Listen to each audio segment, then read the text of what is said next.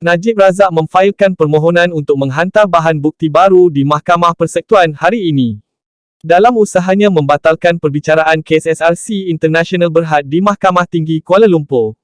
Peguam bekas Perdana Menteri itu, Muhammad Syafiq Abdullah berkata ia setelah mereka mendapati Hakim Muhammad Nazlan Muhammad Azali, yang mendengar perbicaraan SRC International di Mahkamah Tinggi, mempunyai beberapa konflik kepentingan dalam perkara itu.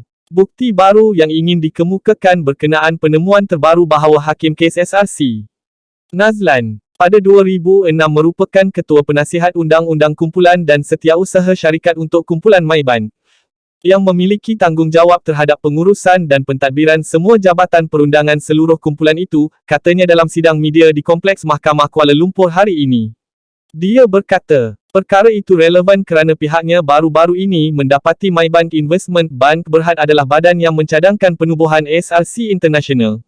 Maybank Investment juga pemilik penuh Bina Fikir Sendirian Berhad, yang dipertanggungjawab dalam soal penyelidikan dan nasihat berkaitan penubuhan SRC International. Katanya lagi, penglibatan Maybank melalui Maybank Investment dan Bina Fikir dalam menubuhkan SRC tidak pernah dibangkitkan pihak pendakwaan ketika perbicaraan SRC dan tiada saksi dari Maybank. Maybank Investment dan Bina Fikir dipanggil atau ditawarkan oleh pendakwaan, kata Syafiq. Berhubung kedudukan Nazlan dalam Maybank Group, Syafiq berkata hakim itu bertanggungjawab terhadap keseluruhan pengendalian soal perundangan dalam kumpulan syarikat itu, yang turut merangkumi Maybank Investment dan Bina Fikir.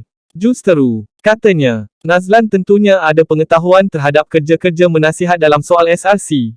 Nazlan sengaja gagal mendedahkan peranan dan atau penglibatan dan atau pengetahuan berhubung peranan Maybank Investment menerusi Bina Fikir dalam penubuhan SRC, dakwanya lagi. Selain itu, Syafiq berkata Nazlan pastinya tahu berkenaan kemudahan pinjaman RM140 juta, seperti yang diberikan oleh Maybank kepada Putra Perdana Development, PPD. Nazlan pastinya tahu atau ada wasangka bahawa isu RM42 juta dalam pendakwaan terhadap Najib. Sumbernya bukan daripada pinjaman RM4 bilion kumpulan wang persaraan KWAP, kerana sumbernya jelas pinjaman RM140 juta daripada Maybank yang dibuat oleh PPD, katanya. Syafiq mendakwa pihaknya juga mendapati Nazlan pada 12 Mac 2012 bertindak sebagai Ketua Penasihat Undang-Undang Kumpulan dan Setiausaha Syarikat Malayan Banking Berhad dalam pertimbangan dan proses membuat keputusan untuk kemudahan pinjaman RM4.17 bilion kepada 1MDB untuk pembelian Tanjung Energi. Fakta yang digariskan sebelum ini telah meletakkan Nazlan sebagai saksi yang boleh dipanggil dalam kes 1MDB.